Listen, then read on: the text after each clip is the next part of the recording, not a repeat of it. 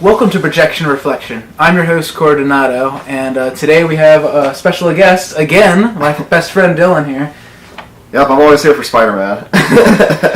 And today we are talking about, by far, one of the greatest superhero... It's definitely on the list of greatest superhero movies ever. Like, ever. And it's by far one of the best Spider-Man movies. And we have Spider-Man 2. 2004. So long ago. Yeah. So, 14 years ago. 14 years ago, as to of be recording. exact. The film, of course, directed by Sam Raimi again. Dylan, why don't you kind of go into the... I'll let you explain the plot a little bit. Okay. Well, the movie's basically Peter Parker, who has been Spider-Man for about 2 years at this point. He's moved out, he lives on his own, and he's not handling adulthood well. He can't hold a job. He doesn't have a girlfriend. Spider-Man. It's hard being Spider-Man. His grades are failing. Sucks being Spider-Man. And on top of all that, Doc Ock becomes a supervillain and wreaks havoc. I gotta say, like, the performances in this film are, of course, great. Mm-hmm. Once again, like, Tobey Maguire's Spider-Man. Like, I feel like he's given even more in this film because he's just hit hard. Right. Hit extremely hard in this film, just emotionally, with the stuff that's going on in his life. Yeah, he does have more to work with in this, which is a lot because, I mean, the last one, his uncle died. But yeah, he gets to show a lot wider range in this movie. Well, he gets fired from his job right at the beginning of the movie. It on his birthday, and it's like his whole big day in the beginning of the film. Like, he loses his job when he's delivering pizzas. Right, and he loses his other job. Almost. Yeah, almost loses his Daily Bugle job, and then he what was it? He couldn't. What was it? What was another thing? Well, let's see. He lost both his jobs, and then Harry, he goes home. And he goes home, and Harry, of course, surprise birthday party, and Harry's aggressive asking about Spider-Man because Harry's father was killed by Spider-Man. Peter takes pictures for Spider-Man, so he completely forgot. Like, this horrible day. Yeah, and then it's his birthday. It's his birthday. He didn't even know it was his birthday. Kirsten Dunst in this film. But, yeah. What would you say? What do you think of her performance? Well, they focused on her a lot more in this than they did in the first one. Yeah, I love that. Of course, it's more about like her and Peter's, like they really want to be together. Yeah, she does. She wants to be with him, and she has no idea why. Like he is so hesitant, and obviously, spoiler alert. Yeah. Obviously, by the end of the movie, she finds out that he's Spider-Man, understands why he's been the way he is, but for most of this movie, she's just completely in the dark as to why Peter, like, 1 second acts like he wants to be with her.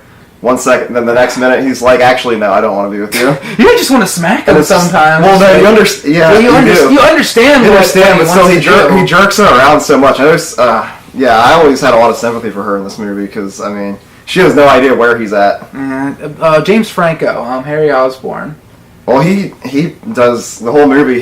He has like the underlying resentment of Spider-Man. Anytime Spider-Man's around or it gets mentioned, it just totally changes his character. That scene, like with him finding out that Peter's finally Spider-Man, like it's a quick scene, but it definitely delivers like emotionally what Harry's going through. Where Harry discovers Peter's Spider-Man, and then it also after that shows the scene with him and Norman Osborn in the mirror and him discovering. It's another great cameo by William Dafoe, our guy. Avenge me! Like that. But speaking of villains, then of course there's Alfred Molina as Dr. Otto Octavius. He rocked this role. Yeah, it's just an amazing the way he does. Like, I loved, of course, his chemistry in the beginning between him and his wife. They really felt like a real couple. And when he loses that, I think him losing his wife in the film, he later lost everything. Right. He lost, like, his science experiment failed. He lost his wife. It's like Harry and the others call him a hack, that he lost his stamp position in his career, and he lost his wife in his real life. So, I mean, he's got nothing it's to easy lose, for him to be basically influenced by the arms. Yeah, because I never understood why the arms were just evil by default.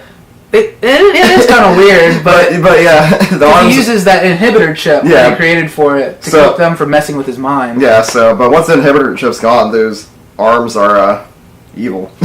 Let's see, Rosemary Harris, Aunt May. Yeah. I think by far, like, I know this, I'm going on a limb here, I think she gives by far one of the best performances. Yeah, she's just a great actress, and it's not too often in a lot of movies roles as meaty as this one are rarely given to older actresses like that. So she really does everything she can with what she has. I remember saying that just in the beginning, amazing act, like when she tries to give Peter just $20, right? And he doesn't want to take it, and she's just so upset that he doesn't want to take it. He doesn't want to take it because he knows that her house is in foreclosure.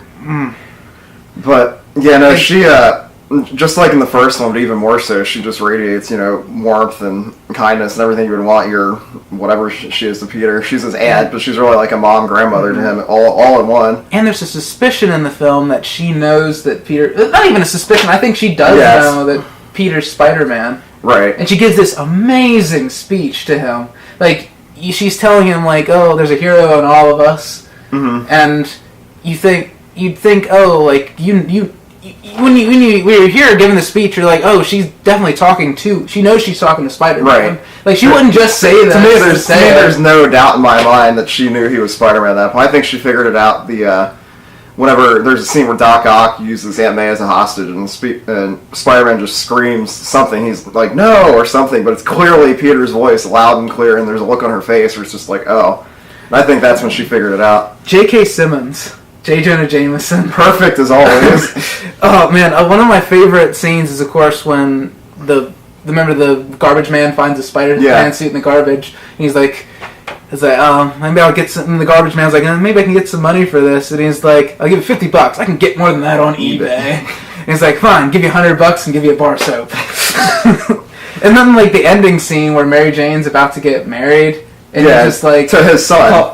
He's like, call the Kate. Yeah, she's about to get married to J. Jonah Jameson Jr., basically. Tell him not to open the caviar. I mean, that's expensive. That's expensive. Like, now, when I saw that, I'm like, you know what? Like, I'd probably think the same way. I mean, yeah, man. I mean, I know what it's like to have to scrounge on the money, like... Of course, remember, like, even when he's on the phone with his wife... Oh, remember the one part is like, your wife lost a checkbook. Thanks for the good news. Oh, man. Well, let's go... So we talked about characters. Let's talk about... we'll talk about the cast real quick. One thing that I find really funny, there's randomly a ton of well-known actors in this movie in tiny roles. We have... but it's 2004, so most of these people weren't that well-known yet. We have Emily Deschanel. Emily Deschanel plays a bitchy receptionist. She's from Bones. Emily Deschanel, who is Bones, the titular character of Bones. You have Daniel Kim from Lost. Daniel Kim is from Lost and was one of the starring roles in Hawaii Five-0 as like Doc Ock's lab assistant. And then Joel McHale, who played Jeff Winger, like from Community, lead actor. And then you have Phil Lamar. Randomly, Phil Lamar is standing there on the train, like no lines or anything. If you don't know who Phil Lamar is, he's a very well-known voice actor who's voiced like Static Shock, Green Lantern, Samurai Jack, Hermes from Futurama, so many characters, and it's weird how he's just randomly in this movie. One of the times we watched this movie, we just happened to notice, and we were just like, wait, we're like, is that Phil Lamar? And we just looked up on IMDb, and we're just like, it is. Why is he there? Why doesn't he have any lines?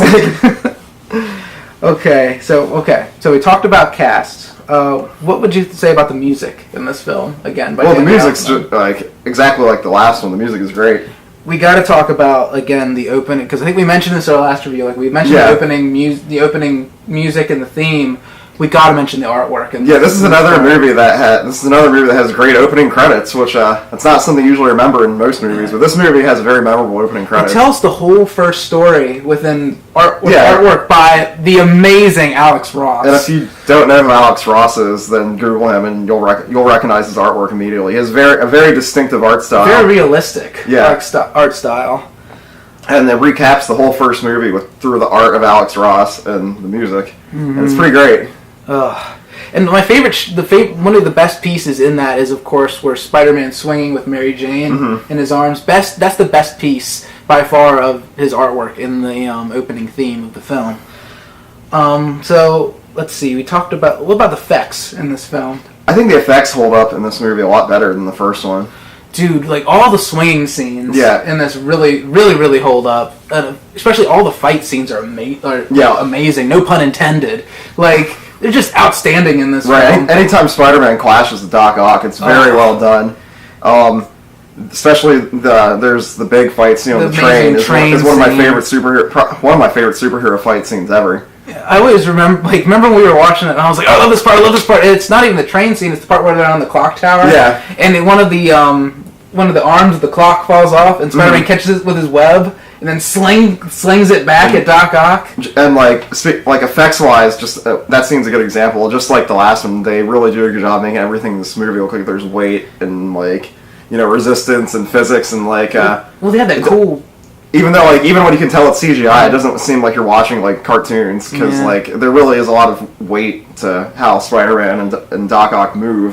They had that. Love that part where the train almost hits him, and he just quickly moves away, and then of course when he goes into the train, swerves out, and then catches because of the speed, the acceleration that he's going at, he catches it with the webs, and stops himself. Which it's such a natural movement. Yeah, everything's very natural. And then there's like I said, the digital effects in this are a lot better than the last one, but also there's a lot of good practical effects too, particularly with Doc Ock's arms. Just a lot of ways it's classic puppetry, right?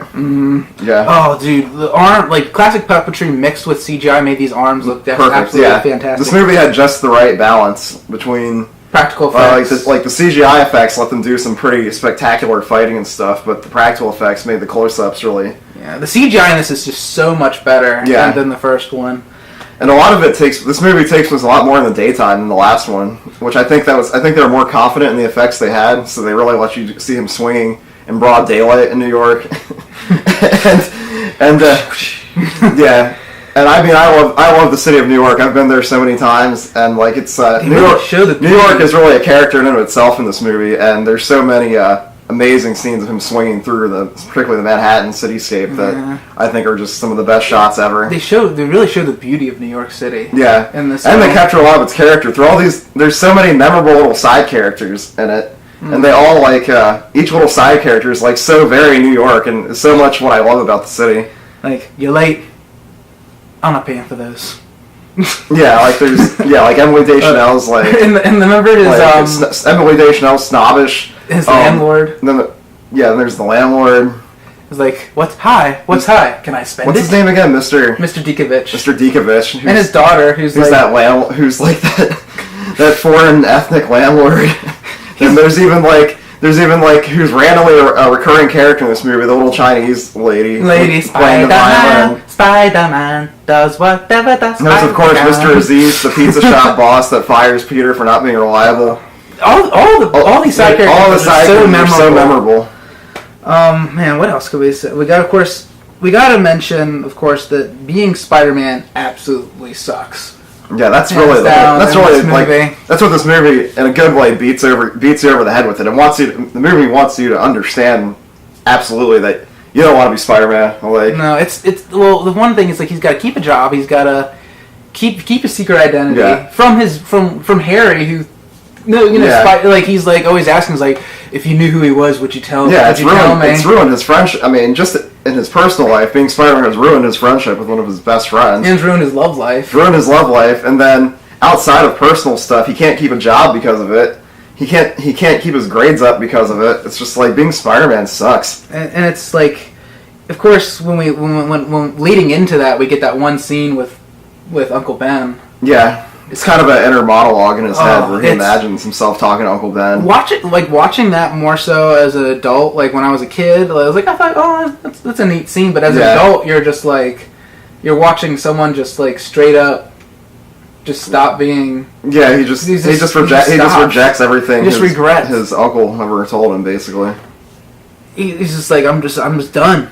He's just done, and it's completely sad. It's completely sad.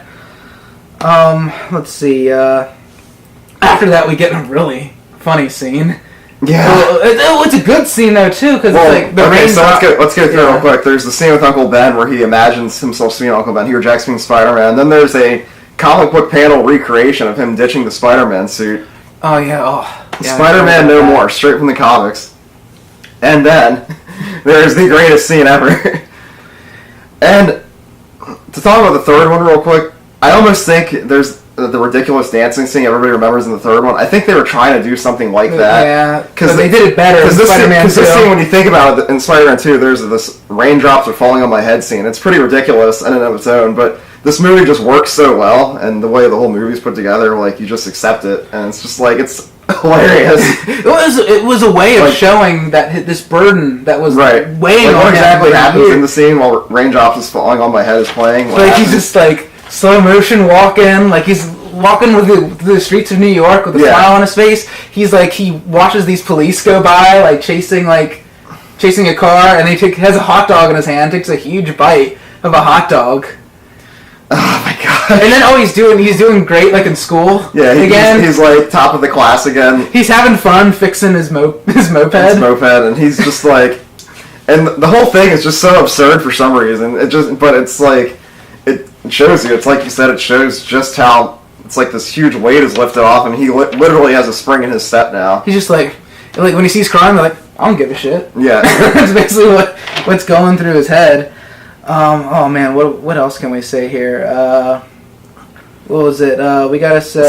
So at first he's loving not being Spider-Man, but it slowly starts to creep back into him that he does have a responsibility. Yeah, especially with it's the scene. Of course, they show this guy getting mugged, which is a really quick scene. And at that point, he's like still, I don't give a fuck, and he walks away. Yeah, but then you see the fire scene again, which they reused the music from the first movie. Yeah, that's kind of goofy, but it does. The scene does show that there's still a part of him that wants to do something. There's a part of him that can't just walk away when nobody else can help, and he goes in and saves the little kid. And that's kind of the first hint that he does in some way miss being Spider-Man. And one of the parts that kind of leads after that is when Mary Jane calls him and she wants to know if he's in love. If he's in love with her still. Right. And of course he has to be like, I'm not, he was leading her on through a good bit of the movie. He was definitely, even if that scene, Mary Jane gets taken by Doc Ock, and he's Spider-Man from that point on. But even if Doc Ock hadn't shown up, I think he was gonna go back to being Spider-Man, because, like I said before that scene, he was telling Mary Jane, "I'm a different guy. I can be with you." And then I'm not an empty seat anymore. And she's like, "I don't think I can trust this guy." But then she decides she can trust him again. He jerks her around again. He's just like, "Actually, no, I can't be with you." It's like, no. Thank God for Peter. Doc Ock threw a car through that shop and kind of let him reset things. That's such a good shot. Yeah. In the film. He catches Mary Jane. And there's this glass shattering around them. And then so if Doc Ock hadn't thrown that car through there, then he would have killed him. Peter probably would have lost Mary Jane forever, from his life, if Doc Ock hadn't done that. And then, of course, he owes Doc Ock. Then, of course, Doc Ock grabs him by the neck and shoves him in a freaking wall. It's like, how is he going to get Spider-Man if he's crippled? Yeah. You don't know he's Spider-Man, so... Oh, man. What else can we say? Oh, I gotta mention the hospital scene real quick. I mean, that's at the beginning. It's such a horror element. It's when Doc Ock's in the hospital. This is really where Dr. Otto Octavius becomes Doc Ock. You can really see the power of the arms in that one scene, and just the terrifying. And this is really where Sam Raimi's Evil Dead roots really show, because this scene is shot straight out of Evil Dead. The girl with the nails, dragging on the ground, and the chainsaw, and the one that got me the most was when the one grabs the guy's face and just smashes him to the ground. Choke slams him into the ground. Oh jeez. Oh man. It was almost like. It was like a scene from a Mad Scientist movie, but a really violent version. Probably the most violent scene in the series. Yeah. Another thing I gotta say real quick is this film has so many characters, but it's able just to balance itself out just so well. It doesn't feel overweighed by the characters in this film. There's a lot of different plot threads going through it. Extremely different plot threads. and it's just it never feels, like I said, it never feels like it's too much. Well, another thing we gotta mention here is John Jameson. Yeah, poor John Jameson. This was Mary Jane's fiance, son of J. Jonah Jameson. And he was a really nice guy. He was extremely nice. He was a good boyfriend. He was concerned when she got taken from Doc Ock. He saw her play 5 times. He wasn't threatened by her male friends. Harry was at their wedding, and he wanted to invite Peter, but Mary Jane turned him down. He's really the perfect boyfriend. He's kind of guy. He's an astronaut. He's brave. So he always makes good money. He's an astronaut. Yeah, he's an astronaut. But this dude gets cucked by Peter Parker. Didn't you say he reminded you of... This dude should have been played by James Marsden. That's... James Marsden, like, literally in every freaking film gets, gets the girl taken away. Yeah, this dude was clearly written for James Marsden because, this guy did nothing wrong and he lost everything in the end through no fault of his own. Oh, man. But it is interesting. What's his name again? He's J. Jonah Jameson's son. What's his full name? James? John Jameson. John Jameson turns out to be a villain in the comics. This movie... not just this movie, but the whole series is constantly setting up villains for the future, which I imagine that the trilogy ended with Spider-Man 3, but I imagine that if it had gone on to a 4, he could have possibly come back. Because Dr. Connors is in this film again, too. Who's the Lizard from the comics. And I remember, I think, when they were going to make Spider-Man 4, he was going to become the Lizard. Yeah, that's what Kirsten Dunst said, was he was going to be the villain for the next one. I think it was going to be Carnage and the Lizard in Spider-Man 4. Yeah. Who knows? That's a part of an alternate timeline. We'll never know. Well, we could always do a review where we talk about what would be our take on Spider-Man 4. Yeah. We might have to tack it on to the end of the third one. Definitely might have to do... Oh, well, we're going to have to change the whole plot of Spider-Man 3. Right. But while we're still on Spider-Man 2... yeah, just that poor guy, like James Jonah Jameson or whatever, he does nothing wrong, but Kirsten Dunst, Mary Jane always had eyes for Peter in this one. Which was kind of the whole... This movie really focused a lot more on that love story. It focused, a lot on it. I loved that, Peter really tried to get her back. Mm-hmm. And did he really try? Well, he tried poetry. Yeah. First. That didn't work. Yeah. Which, one we did not mention this was what was the reason for him losing his powers. Which I thought is my prediction. You're right, and this is... One thing, I wondered this my whole life until I met him. I always wondered, half the movie, Peter doesn't have his powers, and never really says why. But this guy caught something that I think explains it. What they show, one of the beginning scenes is when he's talking to Otto Octavius, and Otto Octavius mentions that, if you keep something as big as love stuck in your heart, it can make you sick. And I think the reason for him losing his powers is because he is, for one thing, he is not a competent person. No. He has no confidence in himself. But yet he also keeps this huge, huge love for Mary Jane deep inside of him. I mean, that must be tearing him apart that a girl he's clearly crazy over is practically throwing herself at him. And he has to say no. And he's got to say no every time. And that would tear me apart. But yeah, that's what I think was the main reasoning for him losing his powers. I don't know what you guys think, but that's what I think. I think I've never heard an explanation better than that. So yeah, I'd be curious what other theories there are on that, but I think that's got to be the answer. Yeah. Is there anything else we can think about with this movie? Because other than that, it's really good. It's like we said again, it's by far one of the best Spider-Man films of all time. Sam Raimi bought his A game. I think it's one of the best superhero movies. It is by far. I think it's on a list of I remember Watch Mojo did a list and it was on there. Well, I mean, it's not just one of my favorite superhero movies. There's a lot of superhero movies I like, but this movie is just on one of my favorite movies. Period. It's one of my favorite movies of the 2000s. Even so, it sometimes is not if you took all the action scenes out of the film, you would kind of get a drama. Well, it is a drama. Yeah, it's superhero drama. Well, it's just every superhero movie kind of has its own genre. Ant-Man is a heist film. Yeah. And, Black Panther is kind of an epic. And Thor Ragnarok's a comedy. This one's a drama. That's what this one is. It's almost a character drama. Kind of art, almost not an art I don't know about that, but an art house film, but definitely it's a character drama. Yeah. And it's very much there's a lot of movies like that from the 90s and the 2000s when this came out, but this one just has superheroes in it. Yeah, and of course they did really well just showing the dramatic parts in this film. If I had to score this film, I'd give it 5 out. Yeah, to me, solid 5 out of 5. I care more about the characters in this movie than I do in most like movies, and that's enough to give it out of 5 for me. I never get tired of this movie. I could watch it over and over and over again. I've seen this one a lot. I mean, would you say like rewatching the first one and then seeing this one? Mm-hmm. Would you say you have an equal love for both of them now, or would you say the second one you still have much more love for? The second one's still my favorite. I'm a sucker for love stories and stuff, and like good ones that actually make me feel stuff. And I've always really liked just the whole story of Mary Jane and Peter Parker in this one, and just his whole, like we were talking, him having to hold everything in. And by the end of the movie, he finally gets to just be open and honest, and then he gets everything he wants at the end. And it's hard not to root for him. Well, it is great, like when she does finally find out that he's Peter Parker, and you're like, oh, finally, he doesn't have to explain everything. He doesn't have to. She'll just know. Like it's weird that, you know.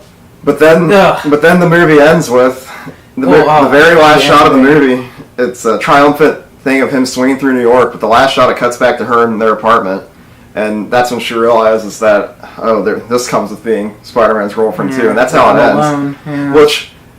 The movie ends with Mary Jane realizing she's going to be partially alone dating Spider-Man, and it ends with Harry realizing his dad was the Goblin and finding all the Goblin suits and powers and stuff, and looks like it was setting us up for a really awesome. Looks like it was setting us up for a really interesting third movie. So I can't wait to see how that turns out. Yeah, right? I can't wait to see how the third movie turns out.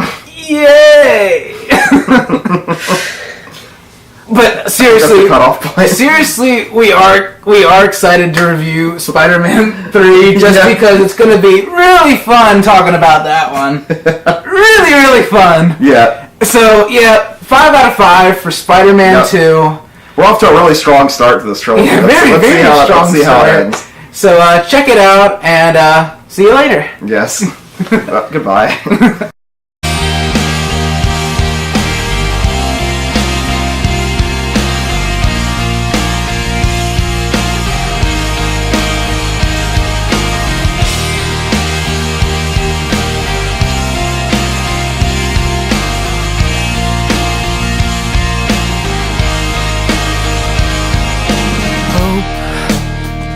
On a string, like slow spinning.